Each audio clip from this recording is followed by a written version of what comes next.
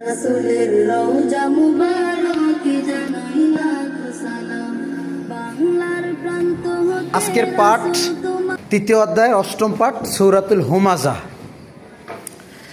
আল্লাহ রাব্বুল আলামিন এই সূরায় বলেছেন, প্রথমেই ওয়াইলুল লিকুল্লি হুমাযাতিল লুমাযা, দুর্ভোগ প্রত্যেক ওই ব্যক্তির জন্য যে পশ্চাতে মানে পিছনে নিন্দা করে এবং সামনে নিন্দা করে, তাদের জন্য ওয়াইল নামক জাহান্নাম, অথবা বলেছে দুর্ভোগ, তারা জাহান্নামে যাবে।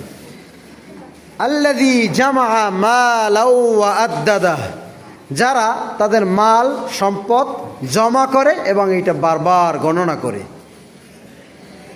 ইয়াহসাবু আন্না মালাহু আখলাদা, এবং এই মাল সম্পদ গণনা করে এবং ধারণা করে তারা যে এটা তাদেরকে স্থায়ী করে রাখবে, এই মাল সম্পদ তাদেরকে স্থায়ী করে রাখবে, এই ধারণা তারা করে।